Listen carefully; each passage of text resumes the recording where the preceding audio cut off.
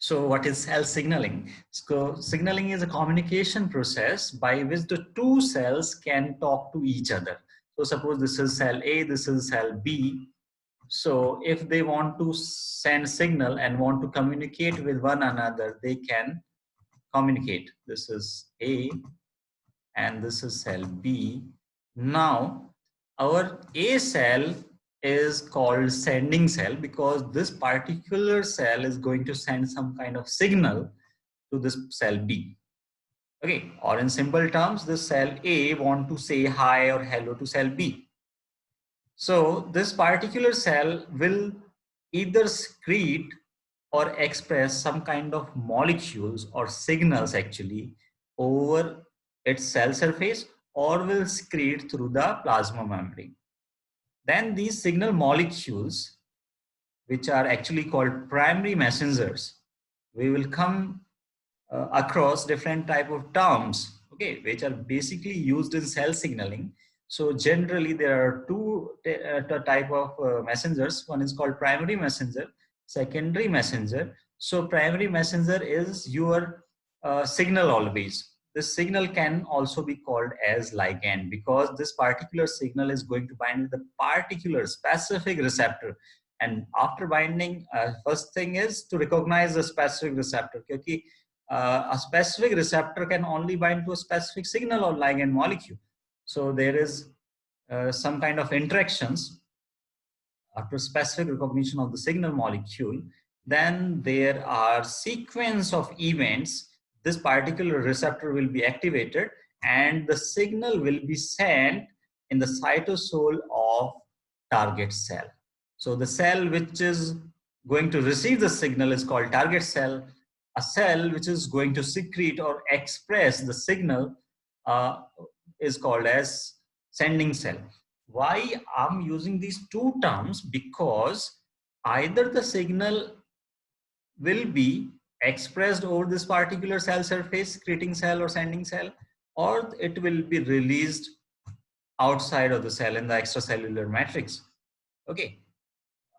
So because there are four basic type of signaling, if this is a kind of direct signaling or juxtacrine signaling, so that the ligand or the signal molecules should be expressed this particular cell by this particular cell, and this particular cell B is or should be in the proximity of cell A so that they can interact with one another directly, or there should be a physical contact. But other three type of signaling which we will discuss in our text today only are different ones, in which these signal molecules are secreted by cell A and they will act or change some kind of expression in cell B. Okay. There is also there is a term called autonomous signaling, where there is no requirement of cell B. There is only one cell which is going to secrete the signal, and it is also having the receptors, and this particular signal will bind to the same cell receptor. So we will discuss one by one. Then there is another type of cell, because this type of signal transduction or signaling is very specific, and only the target cells which are having specific receptor for these particular signal or ligand molecules or primary messenger molecules will respond. It is very simple to explain actually. If you know someone, if you will say hi, he or she will recognize your voice and will give a response. But there are certain different type of cells or individual which you do not know actually, and they will not respond to your hi. So these are called non-target cells. So most cell in our body are non-target cells. Only those cells which are going to respond to this particular cell A are called as target cells of A. Fine. So the communication process that governs the basic activities of the cells. What are the basic activities of cells? So the basic activities of cells are to grow, to reproduce, to survive, to differentiate. So first of all, the cells should be able to survive. For survival, actually, it need to do one basic reaction that is called metabolism. Metabolism is comprised of two other things. One is called catabolism, another is called anabolism. So cell need to degrade some molecules, cell need to biosynthesize some of the molecules, biomolecules actually. And the other basic requirement of cells, for example, prokaryotes, is the movement. This particular cell should move towards the high concentration of nutrients or favorable conditions, and it should move away from the toxins or some danger. Okay, so movement is also a basic feature of the cell. It should proliferate, or there should be a growth, so that we have studied the cell cycle, and those who have attended the classes of cell cycle, we know each cell before division is undergoing a condition called interphase, and this interphase is made up of three different stages: G1, S, and G2. Okay, these phases, and in these phases what happens, actually the cell size increases, the cell growth will take place. And finally, in the M phase, first the karyokinesis will happen, the nucleus will divide, and the finally followed by the cytokinesis, and the two daughter cells will be formed. So the proliferation or the growth is also required. This is also basic need of cell. Okay. Differentiation, this is something different, and actually we have not discussed in our classes yet, but most of you are, I hope you know this particular term. Differentiation is when some cell acquires some kind of function, means they are specific for some specific function. For example, muscle cells, okay, or nerve cells, but they are produced from some basic kind of cells. But once they acquire their function, they are specialized to do that particular function only. Those are called differentiated cells. Okay, so, there is reproduction. For example, some single cell eukaryotes, for example, yeast, they secrete some peptide mating factors. Okay, and these peptide mating factors are kind of signal molecules or primary messenger molecules which tell their target cells that stop dividing or proliferating. Now it's time to mate. Okay, so there is some peptide mating factors in yeast cells, so they help in reproduction also. So it is also based upon some peptide signaling. Okay, then the last step of every cell is called programmed cell death or apoptosis, a term which define a regular sequence of events in which apoptotic bodies are formed and cell finally destined to die. Okay, so these things are a result of cell signaling or signal transduction. Okay, now you understand actually what are the basic requirements for the cell, why cell needs cell signaling.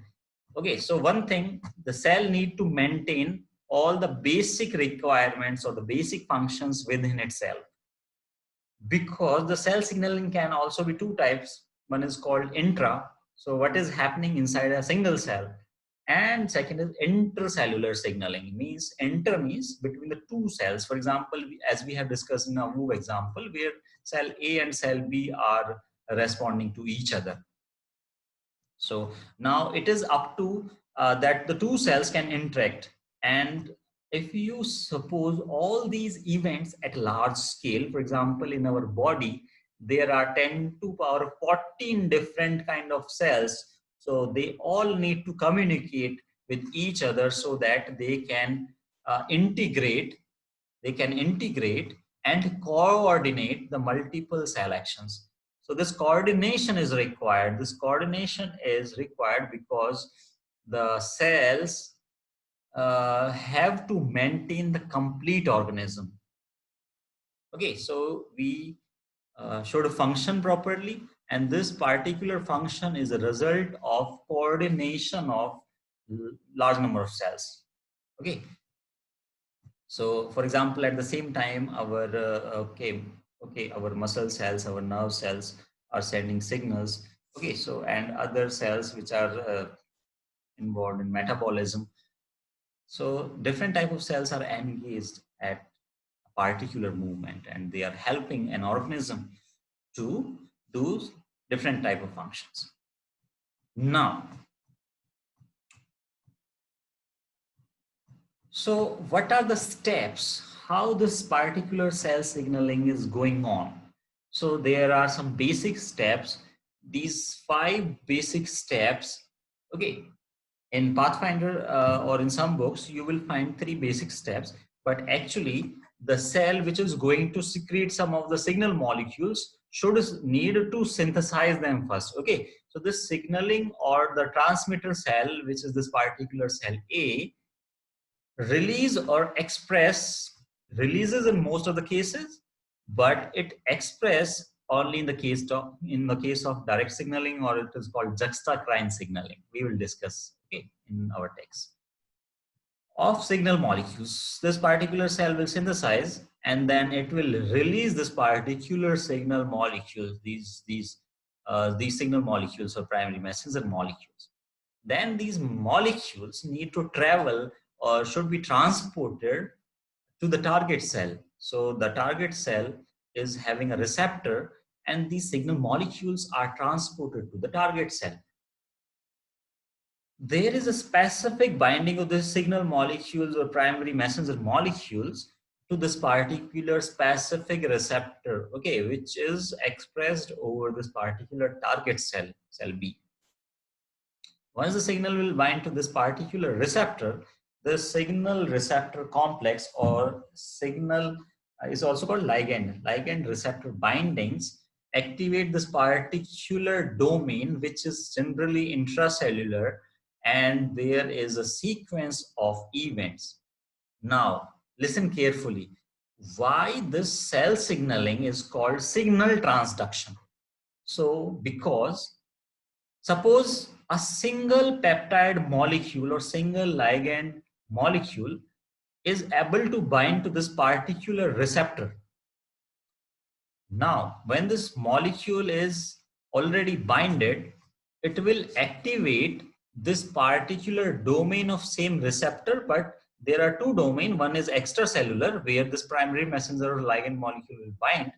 After binding of this signal, the intracellular domain will show some kind of conformational change, which allow it to activate some of the enzymes which are in the close proximity, suppose here or here. So it will interact, there is some conformational change in this particular domain, and it will activate some of the other enzymes which are in close proximity of this particular receptor. Then there is generation of secondary messenger molecules. So it is called primary messenger because it is outside of the cell. But suppose one primary messenger is able to bind to this particular receptor. Now large number of secondary molecules are generated within the cell, which will enhance the effect, means which will show a complete response. Okay, so because a single molecule can do large havocs, therefore this particular response is seen in a different kind of cells or all in our complete body. Okay, so similarly the drug molecules or some of the vaccines act in similar fashion, which are showing the body responses. So they can do havocs, means there is a large signal transduction happened after the binding of this particular signal to this particular receptor. But this binding is very specific, and because this is specific, it leads to the activation of this particular receptor or some of the other enzyme which are interacting with this particular receptor. Once they're interacting, it leads to the initiation of signal transduction pathway, because large number of secondary messenger molecules or tertiary, actually there is no term for tertiary messengers, but actually whatever is synthesized downstream this signal pathway, they are called after secondary there may be tertiary, quaternary, but because they are produced in large number, therefore they are not identified as such, and there is no term like tertiary or quaternary messengers. There are only primary messengers, there are only secondary messenger molecules. Finally, when everything has happened and everything in a stepwise fashion, it lead to some kind of response, means the change in conformation of this complete cell, or it will do some kind of function. Some of the enzymes will be produced because some of the transcription factor will go into the nucleus and start the gene expression, and then those genes are expressed, proteins are formed, and those proteins will show some response effects. Finally, this response can be seen. Another cartoon diagram only to show that some of the molecules can either show the cellular responses, means in the cytosol only, or some may be able to go into the nucleus to change in gene expression. And if the gene expression is changed, a particular protein for which the gene has been activated will be produced in large amounts, and therefore a response can be seen. Everything else we have discussed in the previous diagram. So this ligand is called primary messenger. I have already told you this is also called signal molecules. They will specifically bind to this particular receptor because they are having such conformations, means they will fit specifically. Okay, once this receptor ligand binding happens, there is signal transduction, means the signal will go inside the cell, and from the outside of the cell, it can control so many events within the cell. Therefore, also it can be called as signal transduction. Signal transduction, because the ligand molecule or the signal molecule do not need to go inside the cell. They can adjust, or they can control by binding to the receptor only the different aspects of the cells or different functions of the cell.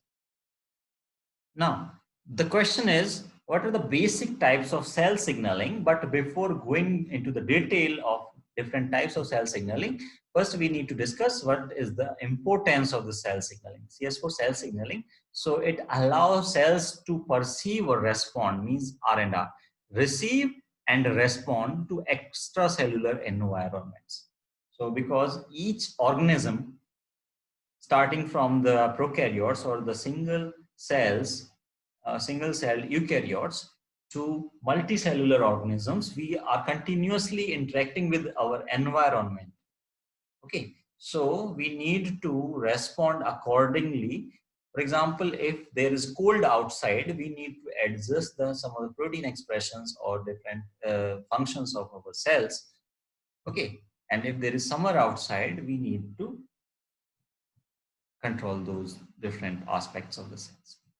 This we have already discussed. These all basic events are in the control or in the direct control of the cell signaling or signal transduction. Now, what are the major things where you can suppose this cell signaling is happening? First thing is ion channels. For example, there are different type of ions. For example, sodium ions, potassium, calcium, chloride ions. So these need to travel inside or outside of the cell to maintain charge balance. So they're associated with this information flow, for example, in your nerves or muscle cells, and this is called signal transduction. So because they're associated with electrical signaling, these ion channels are most commonly observed in the muscle and your nerve cells. Okay, because this electrical synapses are there. So through these synapses, these molecules, neurotransmitters can move, and they will lead to some of the depolarization or movement of some of the sodium or potassium ions across the cell membranes. Hope you had discussed, means you have studied all these events of nerve cell transmission and okay, in your previous classes. So I will not go into the details. You can refer to the 11th and 12th biology books for these simple signal transductions. But we will discuss at large scale, for example, GPCR signaling, which you do not have studied yet. Maybe some of you have studied because there are MSc students, there are some of the BSc students, may or may not. Okay, so now what is the importance, why the cell signaling is important to us? So to discuss it in detail, because if some type of error has been happening in the signal transduction, so the control over the cell proliferation can be removed, and the cell proliferation will go unchecked, which lead to cancer or tumor.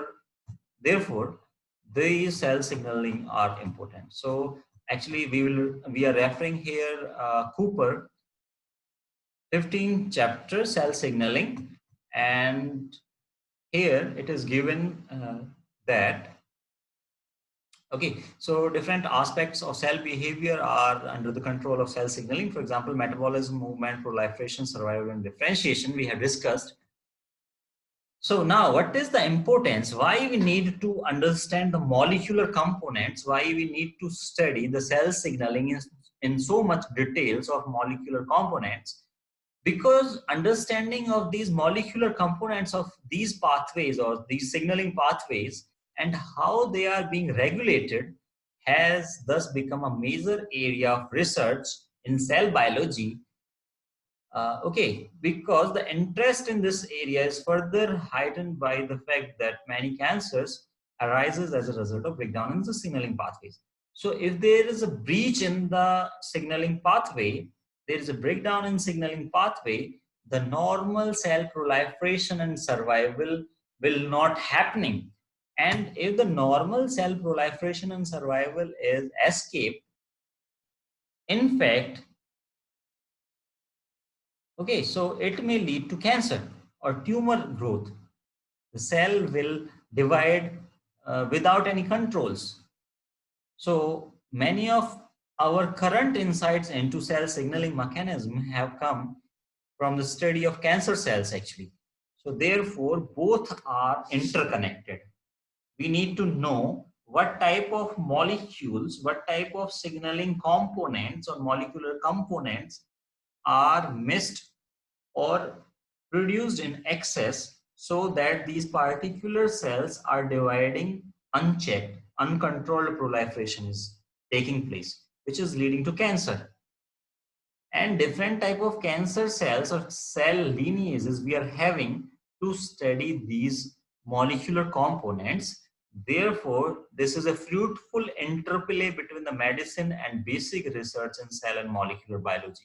So we need cancer cells to study these particular pathways or these particular molecular components, and it will help us to understand what type of molecules can enhance the cell signaling or cell proliferation and how we can control those particular proliferation, so that we can control the cancers. A large research is happening in this particular field. Okay, so we'll not go into the details and we will discuss our chapter. Okay. Then,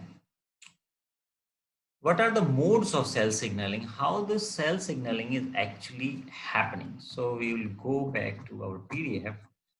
So there are basic 4 type of cell signaling: paracrine, autocrine, endocrine, or there is direct physical contact between the two cells. It is also called juxtacrine signal. So first signaling is paracrine. Para means if, for example, this type of signaling is actually happening in your nerves, these neurotransmitter are showing this paracrine signaling at nerve synapses. And remember, this is in the close proximity only.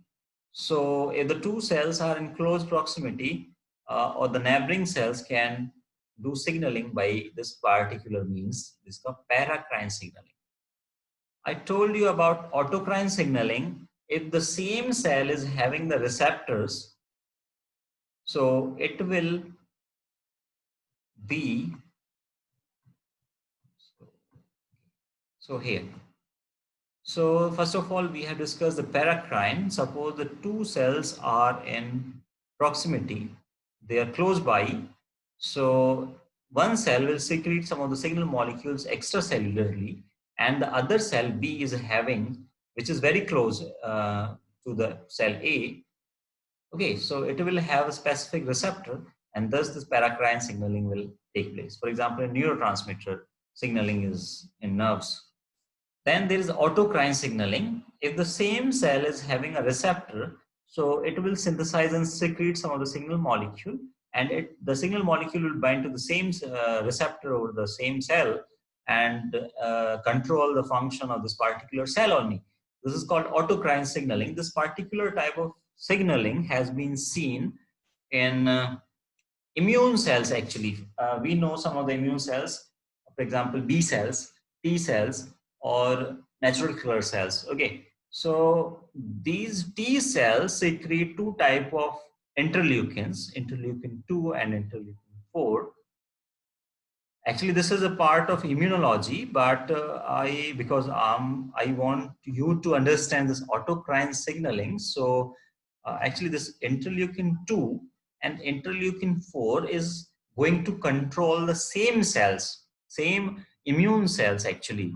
So that they can amplify the immune response. Suppose some pathogen or virus have been entered into your body, and the T cells are being activated by some antigen presenting cells. Okay, so for example, the best antigen presenting cells are dendritic cells. So here's is some allergen or pathogen. It is recognized by some dendritic cells or antigen presenting cells. It can be macrophages also, but dendritic cells are best. We will discuss how these are best antigen presenting cells in detail in our immunology class. Okay, so for now, they will activate some of the T cells. Those cells are called as T helper cell or Th0 cells. These cells are further differentiated into T helper cell 1 and 2 populations, and now they will start secreting these helper 1 cells secretes interleukin 2, and Th2 cell will start secreting these type of cytokines. But I'm interested in interleukin 4 here because this particular cytokine is going to stimulate these T helper cells again. Okay, so not if not the T helper cells, some other immune cells. For example, here.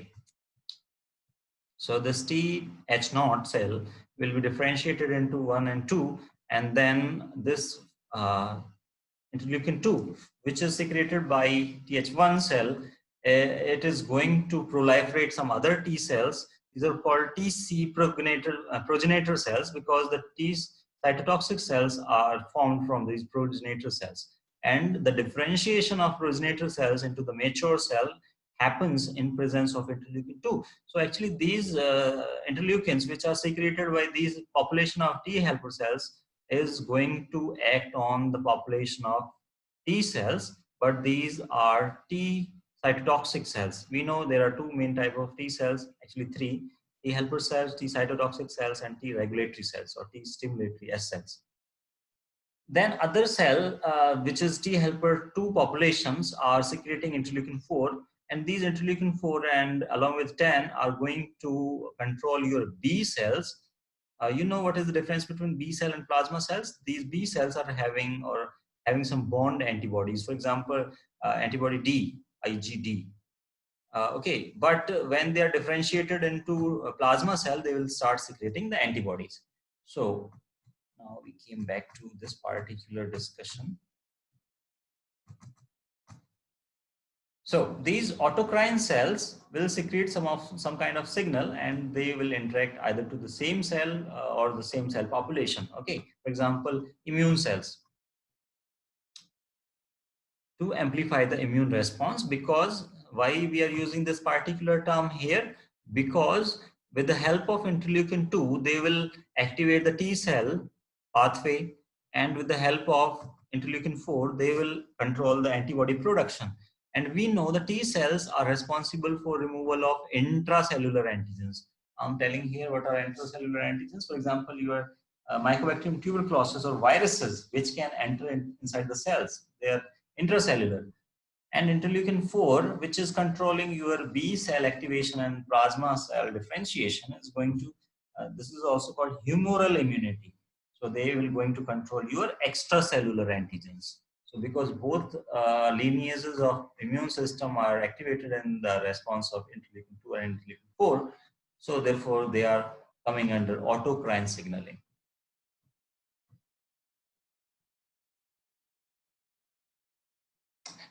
There are two queries. Shreya is asking meiosis phase. Yes, beta, meiosis we have completed. I think you were absent in that particular class.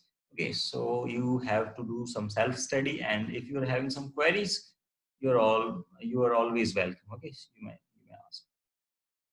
Okay, Ankita is asking, interleukin 4 is activating other cells, then how? Okay, so actually, these are other cells, beta, but actually, these are immune cells. All are immune cells. So, because these immune cells are single family, though they are differentiated based on our convenience actually. So initially they were all and these immune cells, but based on the receptors or kind of molecules which they are expressing over their cell surface, those are called cluster of differentiation, CD molecules. So we have divided them into several different classes, but they are all immune cells. Therefore, they are coming under this autocrine signal. Okay.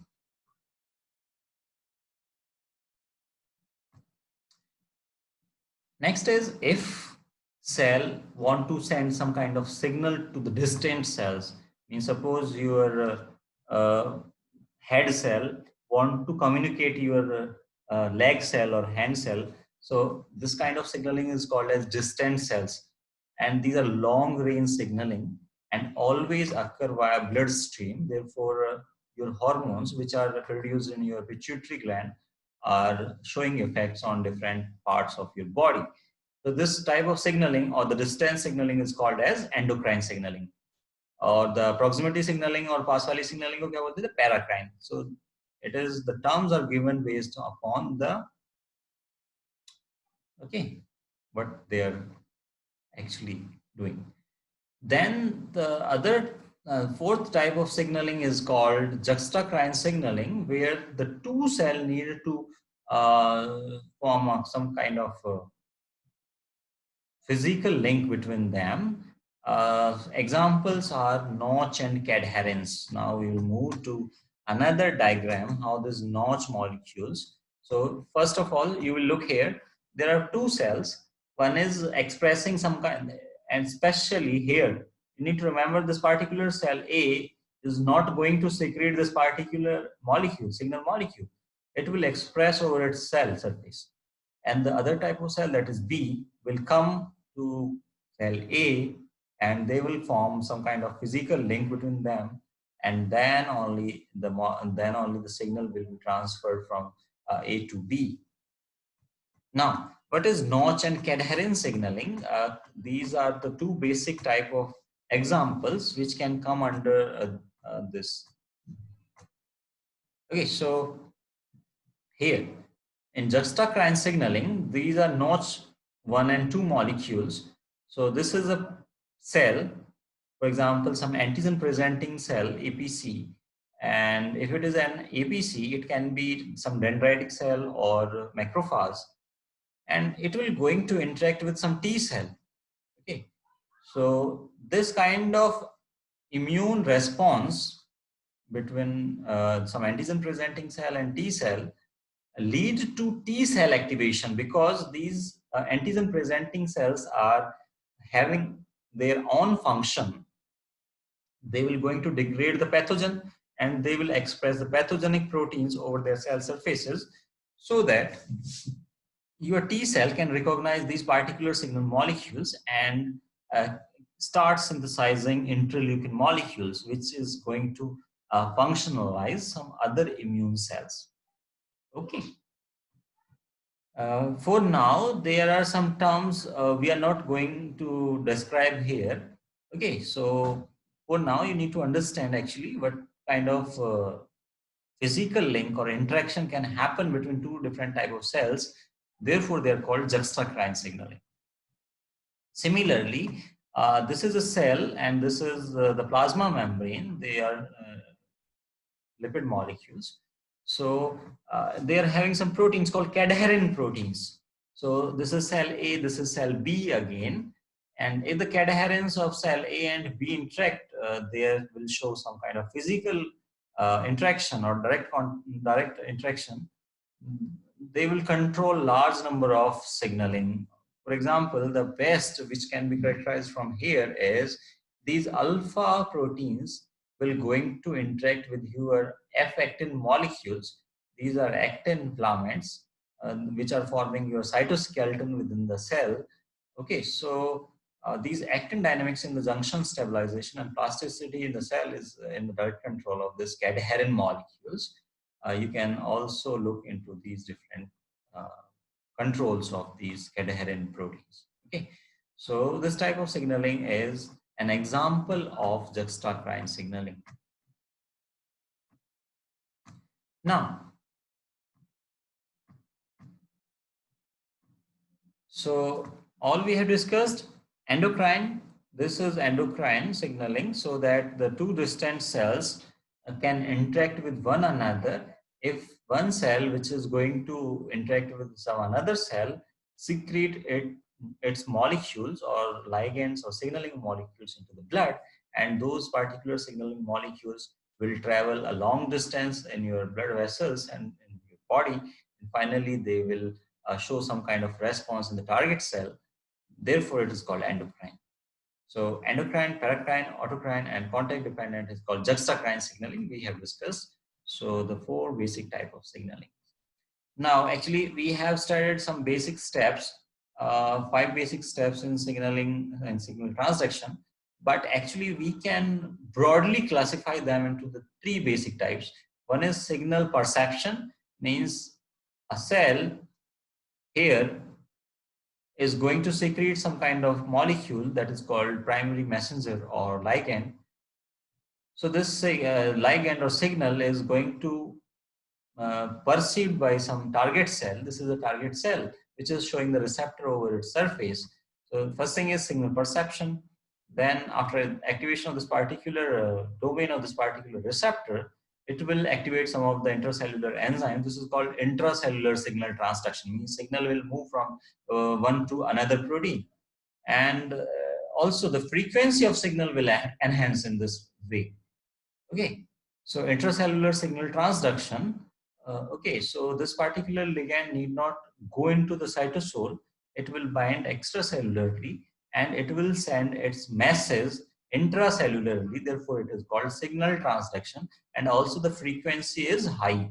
A single molecule or single ligand molecule can control or change the total response of this particular target cell. Therefore, it is called signal transduction, means the amplification is also happening. Finally, there is a cellular response which can be seen visually. Okay. Now, we have discussed this, we have discussed this. Okay, so this also I have told you that this particular plasma cell will secrete antibodies and extracellular pathogens can be controlled.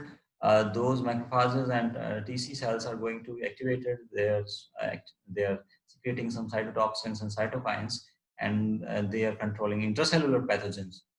One of the basic intracellular pathogen is your Mycobacterium tuberculosis, Mycobacterium leprae bacteria, which find shelter in your macrophages actually. Now, this is from your Pathfinder. We will follow Pathfinder and we will refer Cooper, and these two basic books will help us understand our concepts. Okay, so the cell bio chapter, this particular topic, the cell signaling. Okay, so all cell receive and respond to signals from their surroundings. We have discussed this is accomplished by a variety of signaling molecules. Now we need to discuss what kind of these signaling molecules and what is the nature of these signaling molecules. Okay, so we will discuss in detail. Now we'll move to Cooper. And okay, so these all are signaling molecules. So in this particular section, they are all steroid hormones actually. Okay, so testosterone, estradiol, progesterone, cortisol, aldosterone, thyroid hormones, vitamin D3 and retinoic acid. These steroid hormones, beside these steroid hormones, some peptide hormones are also can be signaling molecules, which you can find from the another page. So the whatever is written in this particular page we have discussed. So I'm moving to the next page where you will find the signaling molecules or the signal molecules. What is the nature of these signal molecules? And we will discuss this particular section here. Now the question came into our mind, what can be the nature of these signal molecules? So signal molecule can be anything actually.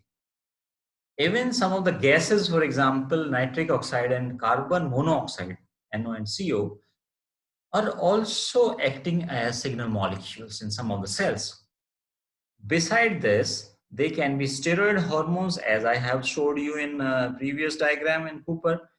They can be steroid-like hormones. Okay, they can be non-steroid hormones. For example, thyroid hormone and retinoic acid are not non-steroid hormones. They are not steroids. Okay. Now, the signaling molecules are low molecular weight, chemically heterogeneous compounds. Now, if we want to define the signaling molecules, they are all having low molecular weights. If you look into this particular section, there are different structures, but these all hormones are low molecular weight molecules. So one thing is common, they are all having low molecular weights.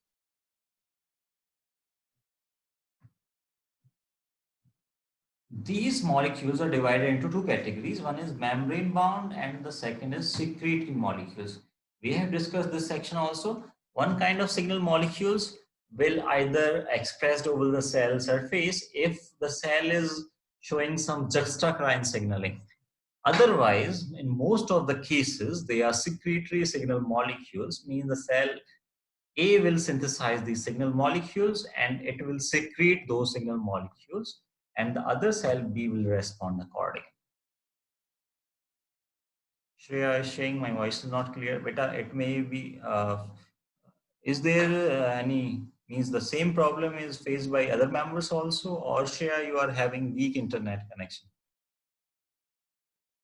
Ankita is having good internet, I think. So she is saying it's clear. Ankita, you can, okay, okay. Okay, so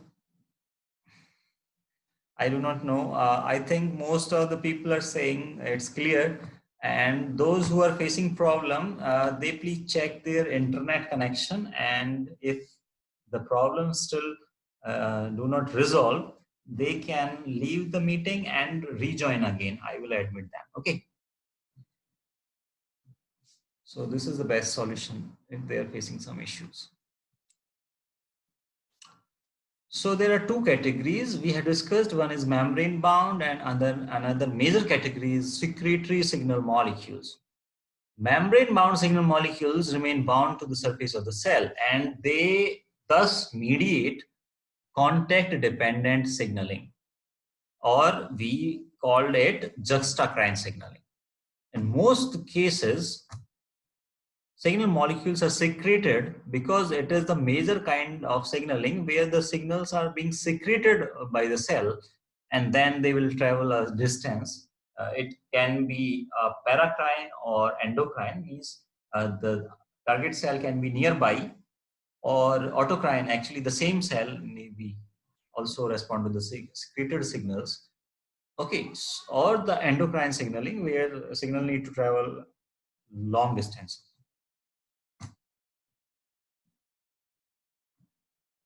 Now, because this is a major category or major class, these secreted extracellular signal molecules can be further divided into three general categories based on the distance they are going to travel. So this, if they are going to travel a long distance, they are endocrine. If they are going to travel a short distance, they are paracrine. And if they're going to interact with the same cell, this kind of signaling is called autocrine signaling. So this can be seen in your immune cells, as we have already discussed. So they are showing some auto-proliferative activities or functions. Extracellular signal molecules are synthesized and released by signaling cells and produce a specific response only in the target cells. Either cell surface receptors or intracellular receptors for the signaling molecules. Now we can further divide or further classify the cell signaling. If the target cell is having, in most of the cases, they're having extracellular receptor molecules, means the receptors are expressed over the cell surface. But in few cases, they also have intracellular receptors. We will discuss. Okay.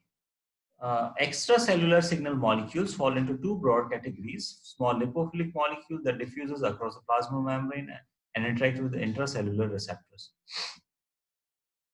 Okay, and hydrophilic molecules that bind to the cell surface receptors. Because there are two different categories, one is lipophilic, one is hydrophilic, and we know lipophilic is a substance which can easily cross the plasma membrane because it is lipid soluble.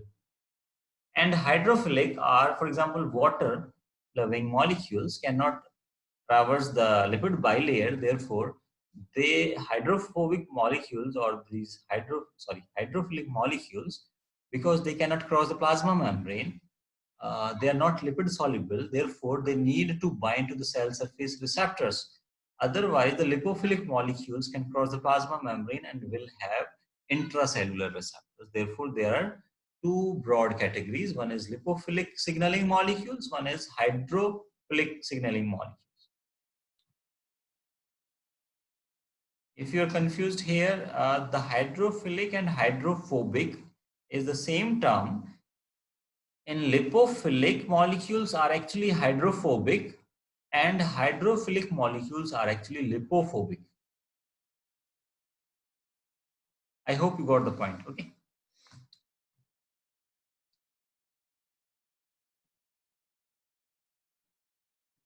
But there are a few exceptions also, where the lipophilic signaling molecules are also able to bind to the cell surface receptors outside the cell plasma membrane. Most of these molecules are member of eicosanoids, which include prostaglandin, prostacyclin, thromboxane, and leukotrienes. Now, what are all these classes of molecules? So here. Okay, so page 96 in my 7th edition of part 1 Pathfinder, we know this particular molecule that is called arachidonic acid is having some 20 carbons. So from here, the one specific enzyme that is called cyclooxygenase enzyme is converting this particular arachidonic acid, which is also called polyunsaturated fatty acid, PUFA, or essential fatty acid, into prostaglandins. These prostaglandins are the molecules which are responsible for your pain sensation. Means if there is a pain in your body, you are able to feel it because these prostaglandins are biosynthesized within your body. If you somehow stop this particular enzyme or cyclooxygenase, which is basically inactivated by aspirin. So aspirin is an inhibitor of this particular enzyme, cyclooxygenase.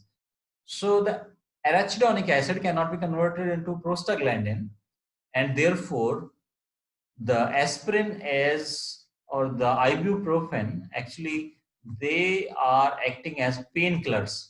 So aspirin, which is also called as acetyl salicylate, is used to relieve the pain because it will inhibit your prostaglandin biosynthesis.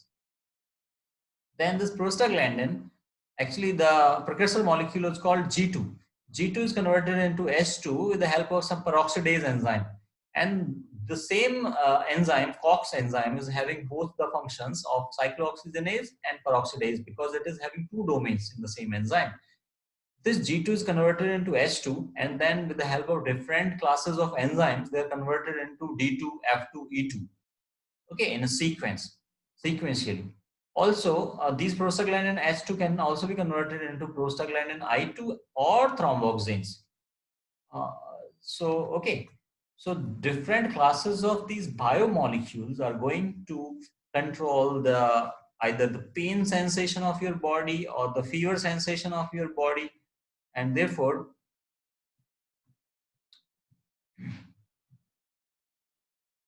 so thromboxane, for example, thromboxane A2 is also derived from these prostaglandins in the blood platelets. These thrombocytes or your platelets are having some enzyme called some enzymes which will convert these prostaglandin into thromboxanes.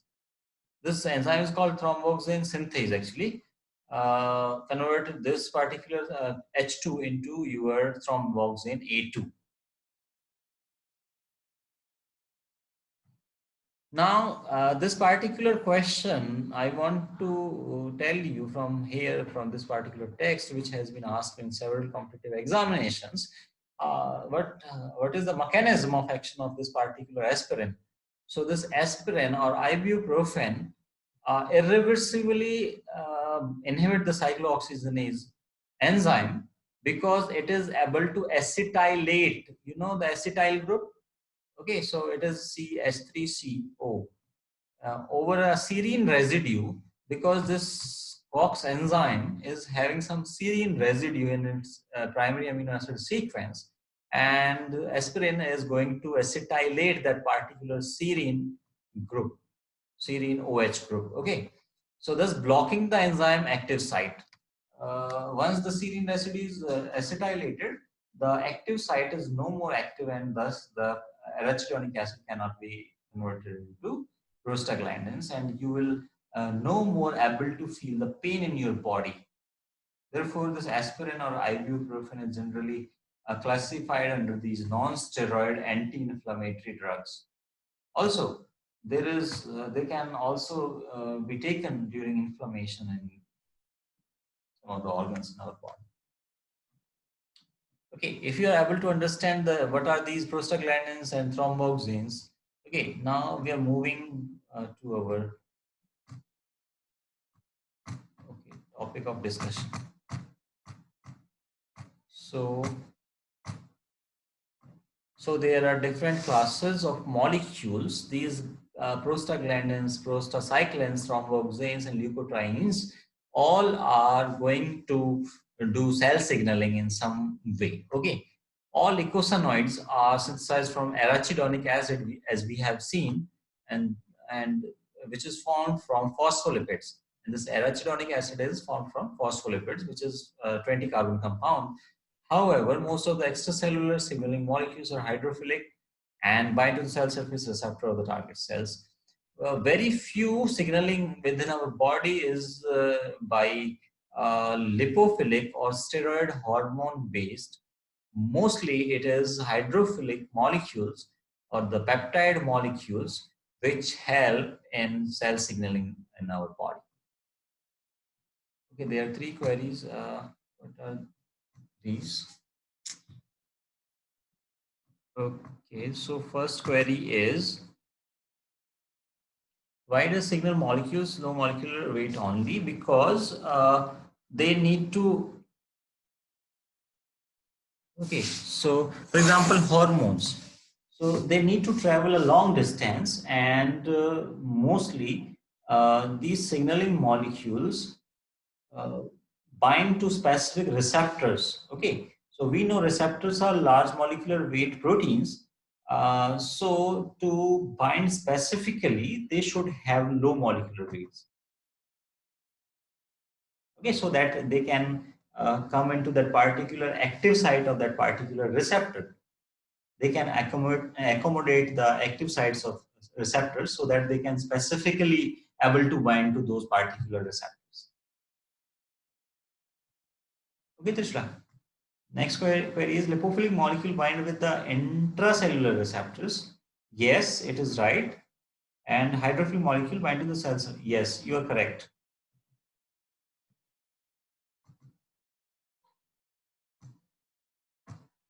Okay, now coming back to our discussion.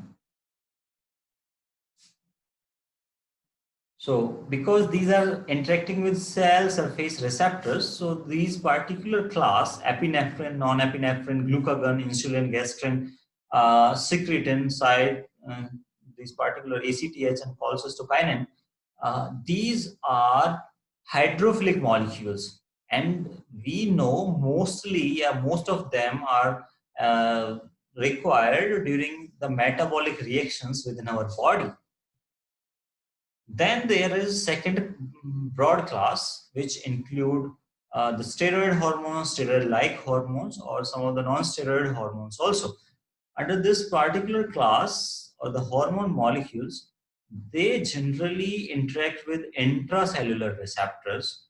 Okay, so remember the question may be asked from this particular section. For example, a thyroid hormone, and thyroid hormone, we know there are two thyroid hormones, one is T3, one is T4, and retinoic acid in our retina, in our eye. Okay, so during signal transduction in eye, this particular retinoic acid is required. So we will discuss in detail also. But they are having nature, they are non-steroid hormones. Still, they will bind to the intracellular receptors. So this is important actually. If you are having query, we will discuss this particular section, because you may be confused how they are able to cross this particular plasma membrane, because this is made up of lipids. Okay, so we will discuss that also. I will show you one diagram actually, in which okay, so first of all we need to move stepwise, and then we will after this particular page we will move to this particular uh, page, where the thyroid hormone and similarly your retinoic acid hormone will interact with the intracellular receptors. So they are able, because they are having low molecular weight, very low molecular weight, so therefore they are able to cross this particular plasma membrane and able to interact with their intracellular receptors. So for now, you have to remember a thyroid hormone and retinoic hormone. These are not steroid in nature, but still they are able to interact with the intracellular receptors. This is it. Okay, because we have to move stepwise. Sorry, we were here. So because the first class is involving all the hydrophilic molecules, and mostly our hydrophilic cell signaling is happening within our cells. You can recognize many of them which are involved in metabolic reactions: epinephrine, non-epinephrine, glucagon, insulin, diabetes actually. So insulin is very important in the glucose metabolism, and if there is a problem in insulin, or the cell is not having the receptors for this particular insulin, the individual will develop diabetes actually. So many of the diseases are also a result of this problem in cell signaling. Now the steroid hormones, progesterone, estradiol, all the sex hormones are coming under this particular class of steroid hormones. Then there is another class which involving alpha ecdysone. If you do not know what is alpha ecdysone, actually this is an insect hormone, and what is the function? Okay.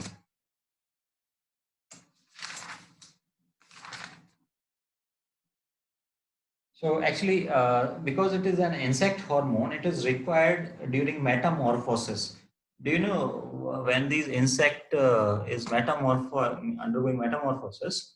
Okay, so they will develop wings in some of the insect. For example, you have heard about some चींटियों के पंख निकल आए जैसे है ना. So these insects are undergoing some metamorphosis or some other changes in their cytoskeleton. So this alpha ecdysone is responsible in that particular scene.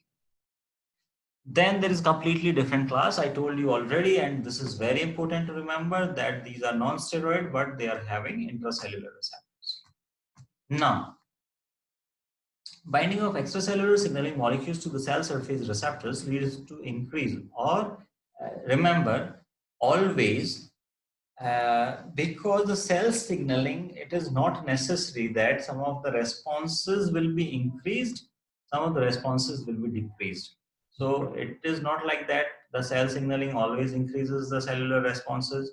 It may also responsible for the inhibition or decrease of some of the responses. So decrease in the concentration of low molecular weight intracellular signaling molecules. These are known as secondary messenger molecules. We have discussed the molecules or the messenger molecules or signaling molecules which are produced inside the cell after binding of primary messengers.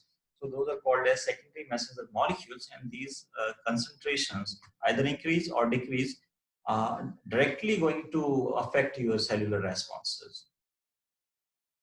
These low molecular weight signaling molecules include cyclic AMP, GMP, diacylglycerol, IP3-DAG. Okay, so these all we will discuss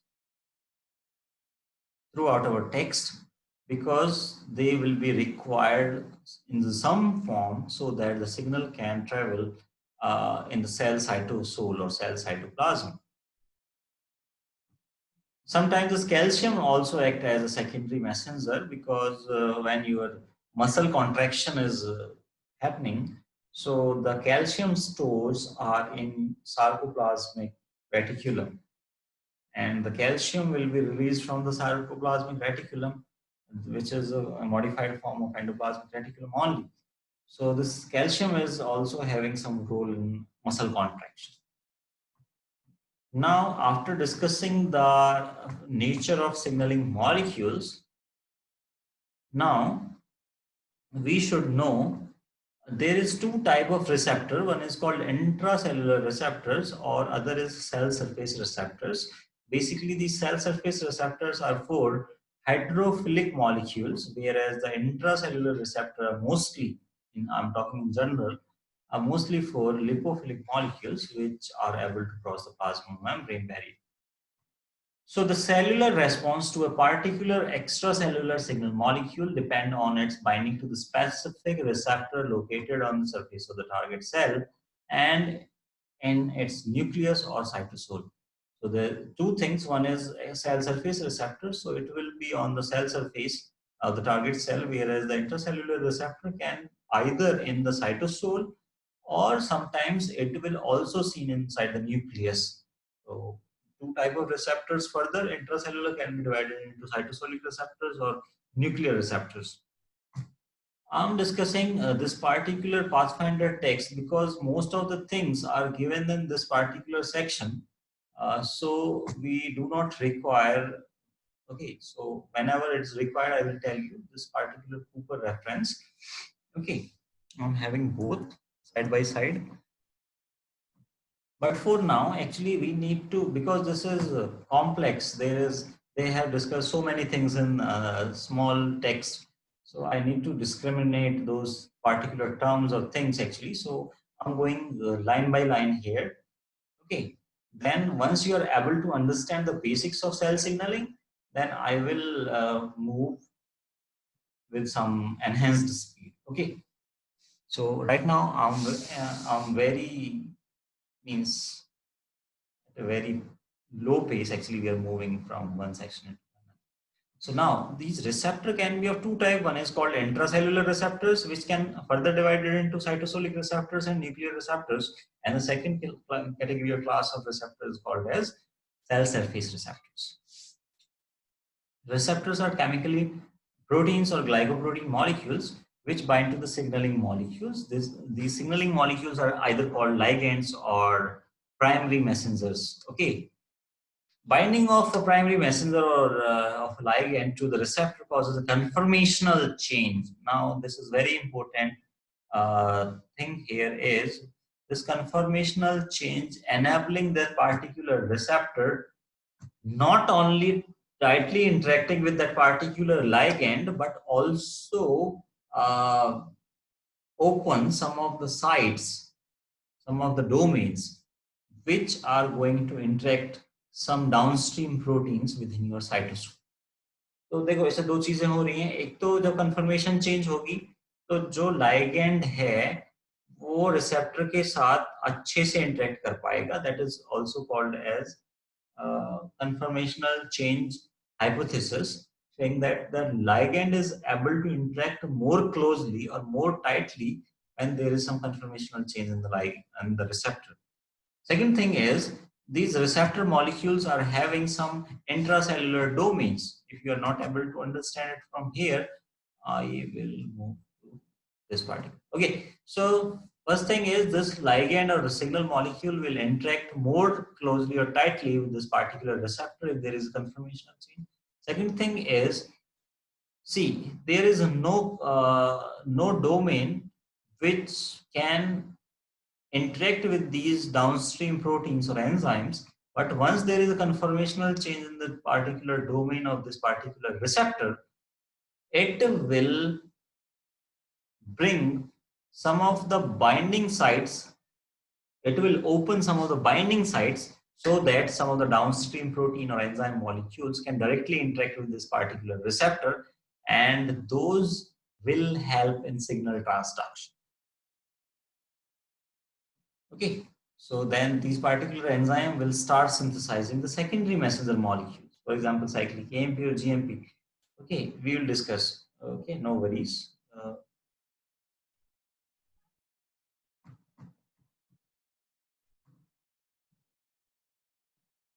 Now,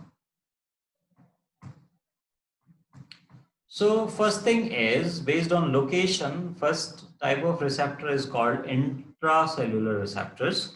These intracellular receptors, proteins are located in the cytosol or in the nucleus, we have discussed. These include receptors for steroid hormones, thyroid hormones, retinoic acid, or vitamin D, as well as different orphan receptors. Now, one more term is orphan receptor. What are those orphan receptors? Actually, we know most of the signaling molecules or ligands of most of the receptors. But suppose if you do not know the signaling molecule or ligand which is going to interact with your receptor, so these type of receptors are called orphan receptors. Means we do not know about the ligand molecules of those particular receptors. Therefore, those are called orphans. So these all will interact with these intracellular receptors. The intracellular receptors are all okay. So if someone asks you what are orphan receptors, so the orphan receptors are those whose ligands are unknown, means जिनके ligands को अभी तक recognize नहीं किया गया है. ऐसा भी हो सकता है कि पुराने किसी बुक में, किसी टेक्स्ट में किसी रिसेप्टर को ऑर्फन बोला गया हो, और then because there are so many discoveries in recent years only, so we are able to recognize that particular ligand for that particular orphan receptor. So those receptors or those kind of receptors are no more orphan because they belong to some particular ligand, and because we know the ligand, therefore we can remove those particular receptor from the orphan family.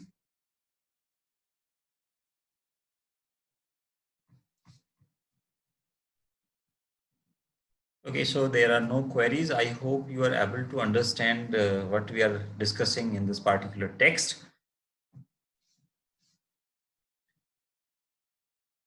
So structurally related and belong to the nuclear receptor superfamily. So there is a superfamily which is called nuclear receptor superfamily because all the steroid hormones are generally having nuclear receptors. Within the cell, intracellular receptor, that is ligand complex, control the activities of responsive genes. Okay, so these intracellular receptor will interact with the ligand and they are forming a complex, and that particular complex is activating or controlling the activities of some of the genes. For example,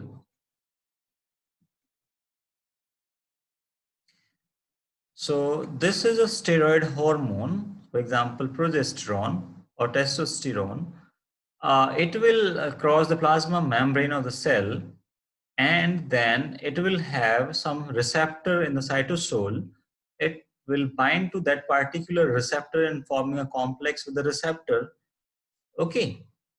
Now, once this particular signal or ligand molecule is able to bind to its receptor which is interacting with the heat shock protein or chaperone, okay, it will decrease the affinity of heat shock protein or chaperone for this particular receptor. Thus, the heat shock protein is removed from this particular receptor.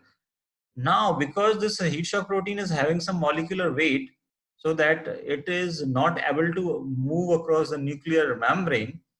Now, once the heat shock protein is removed, this particular receptor, which is forming a complex with this particular hormone, will enter into the nucleus and it will bind to some hormone response element, that is short called HRE, hormone response element, where it will form a dimer of these complexes which are already linked to this particular signal molecule or ligand, and thus they are able to control the specific gene expression. This double stranded DNA, this is nothing okay, but the DNA, your DNA, which is showing some specific gene actually.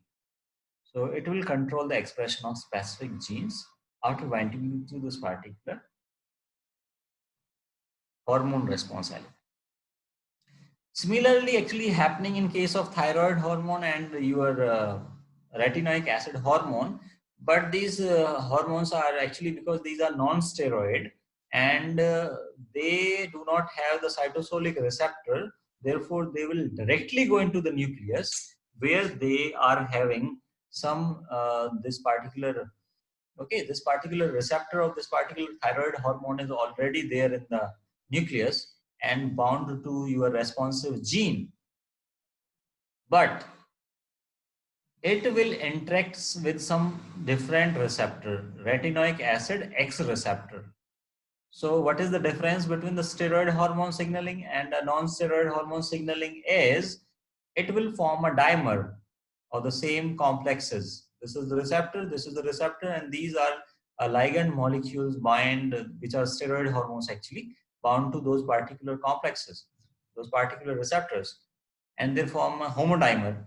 But in the case of thyroid hormone, because this is a non-steroid in nature, they will form heterodimers actually. So the signaling is based upon formation of heterodimers in the nucleus, not in the cytosol. We will come across this particular text again. So this diagram I will explain again to you. No worries. For now, so actually we need to finish this particular section. You can see this particular diagram here. This is diagram of some nuclear receptor actually. So here it is showing that nuclear receptor, which is egg-like structure seen in your previous diagram. So this nuclear receptor or this particular receptor, which is this shape, is actually some protein.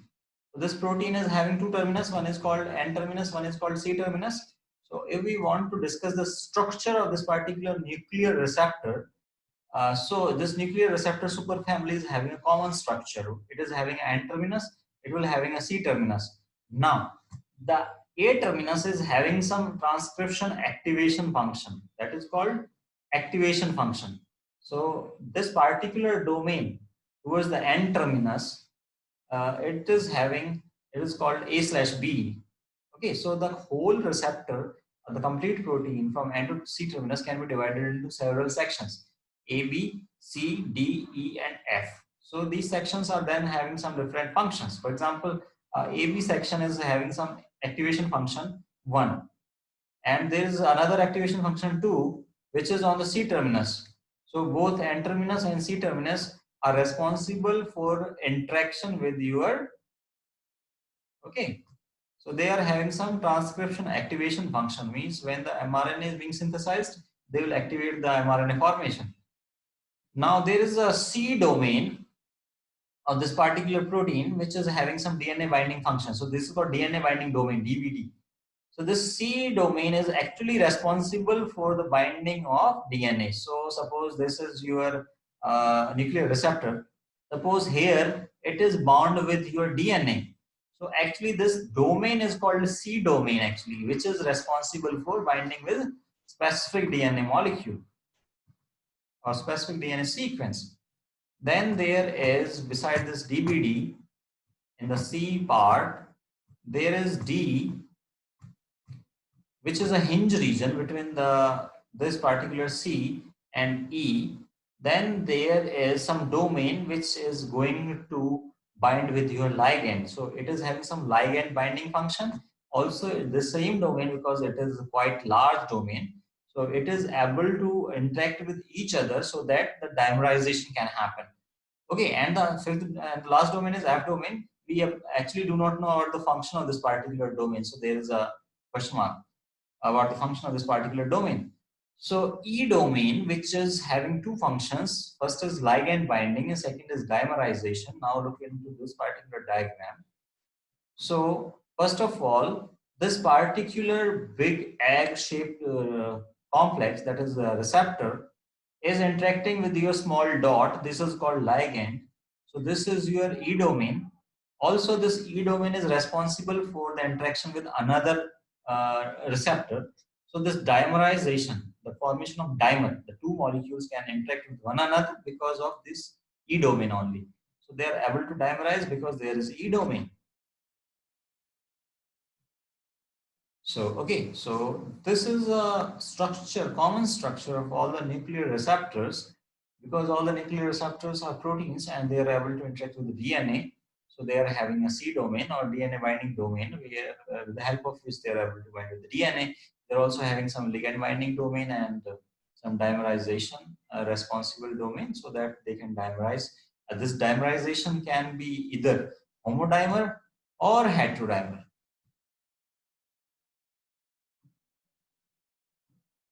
Okay, so we should discuss the text actually. Let's find some terms so that you are able to understand this particular section. A large number of nuclear receptors have been identified through the sequence similarity known to the non-receptors, because they are having same sequence and same location of these particular domains. They are came under the same family that are called nuclear receptor superfamily. So now,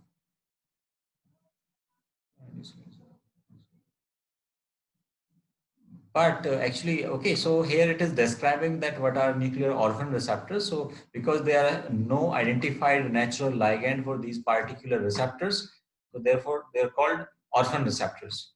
Nuclear receptors, simply NRs, are a family of highly conserved transcription factors. So mostly these are transcription factors, and we know the transcription factors are directly interacting with the DNA, and thus they are able to control the expression of some of the genes. One more thing, actually, I want to tell you from this particular diagram, because this particular domain is having two functions. One is ligand binding and dimerization. Therefore, this domain is also called multifunctional domain. And second thing is, because this particular domain, C domain, or this DNA binding domain, is able to interact with the DNA. Therefore, it is having some zinc ions, because the zinc ion will help this particular domain to interact with negatively charged DNA. Let me annotate this. So this DNA binding domain is interacting with some of the zinc ions. So now you can understand, because it is having two positive charges, then two positive. Okay, so this positive charge is now help this particular receptor to interact with the DNA. This is Zn actually. Okay, so this particular charge will interact with negatively charged DNA. And the second thing is, it is having 4 cysteine residues in this particular domain. So zinc finger motif, if you have studied in your molecular biology section, so you are able to understand that these 4 cysteines, and along with the zinc ions, is having some role in This is CYS, cysteine. Okay, it is hard to write from the touchpad actually. So, but you are able to understand that there is these four cysteine residues are able to interact with this particular zinc ions, and these zinc ions will help this particular domain to interact with the DNA. Now, so these are highly conserved transcription factors and regulated transcription of nuclear receptor superfamily. Okay, so small lipophilic signaling molecules are able to interact with these particular receptors. They are ubiquitous, means they're found everywhere in all organisms and unique to the animal kingdom. Members of the nuclear receptor superfamily can be both positively and negatively regulated transcription. Now, this is very important that the signal transduction never promise the one-way approach. It can also positively as well as negatively able to regulate the transcription because these are transcription factors or family of transcription factors. So they either can increase or can downregulate this particular signaling. So everything which is written here, actually, we have discussed in this particular diagram. For your convenience, you can read it from your book. I hope all of you have this particular Pathfinder Part 1.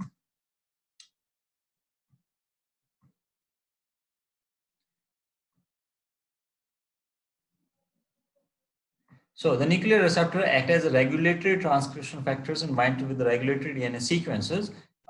Because these interact with the regulatory DNA sequences, these regulatory sequences are called HRE, means the hormone response elements, or simply they are called REs, means these are not restriction endonucleases here. Here they are referring to response elements because where this particular receptor is going to bind over your DNA are called response element.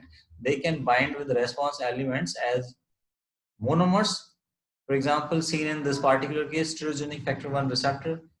Homodimers, for example, in case of steroid hormones or their receptors. Heterodimers, for example, seen in case of retinoic acid receptors and thyroid hormone or this particular vitamin D receptors. And there is several classes of orphan nuclear receptors, but these are not very important. If some question will come, they will ask from retinoic acid or this particular thyroid hormone receptors or from the vitamin D receptors. Okay, then it is describing here that there is some heat shock proteins which are interacting with your intercellular receptors.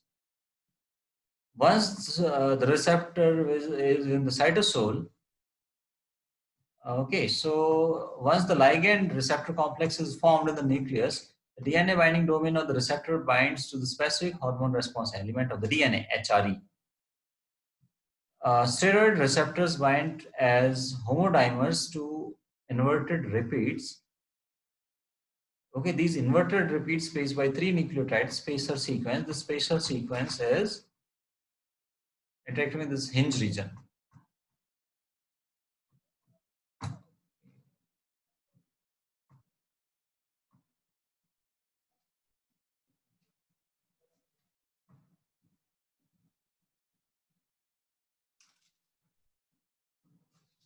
Okay, so actually, sorry, these ligand binding with the receptor in the cytosol result in the dissociation of HSP heat shock proteins and translocation from the cytosol into the cell nucleus, as we have seen in this particular diagram.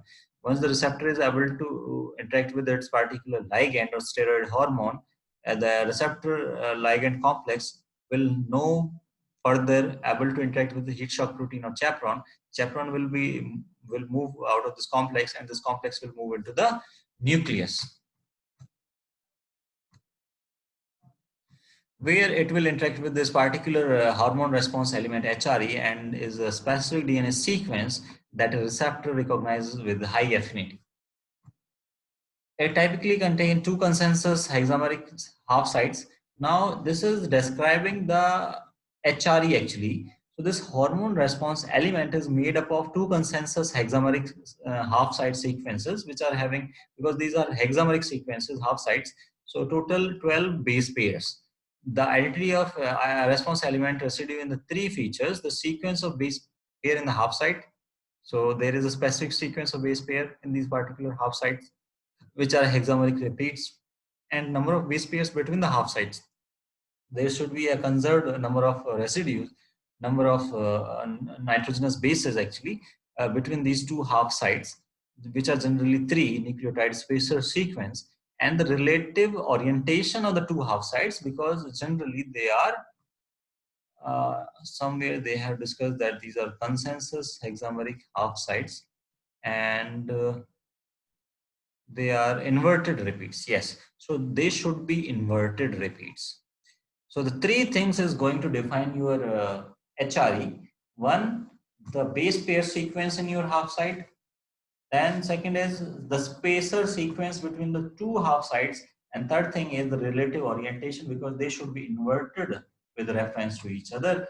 Only when these three things are met, this particular hormone ligand complex will enter into the nucleus and bind specifically with your HRE element. Thus, each receptor protein dimer that bind to the DNA has to recognize the sequence, spacing, and orientation of the half site within the response element. This recognition and this specificity came from these three approaches, these three things actually. Now, actually, in the next section, we need to discuss how this retinoic acid receptor and thyroid hormone receptor are different, means because they are forming heterodimers. Okay, so actually the time is, we are running short of time. So I hope this cannot be finished within this time. So tomorrow actually we will first discuss how these thyroid hormone and retinoic acid hormone will bind with your intracellular receptors, how they will form heterodimers, and then we will move to this particular section, because the most of the cell surface receptors, once we have finished these nuclear receptors, we will move into cell surface receptors, because we already have discussed that the cell surface receptors are large class of signaling molecules, because most of the cells are having cell signaling cell surface receptors only, because they are going to interact with the hydrophilic molecules. Then broadly they can be classified into GPCR, G protein coupled receptors, ion channel receptors, and ion channel receptors. You understand because these synapses in nerves and muscles are having some ion channel receptors, and some enzyme linked receptors, means where your some of the enzymes are directly linked to your receptors. So these three classes, we will start with GPCRs in our tomorrow's class, once we will finish this particular section. Okay, so time to queries. So if you, because these are whatever we had discussed in today's class was very basics of cell signaling, still you are having some query about the discussed section, you may ask. Okay, so I'm unmuting you all, you may ask your queries.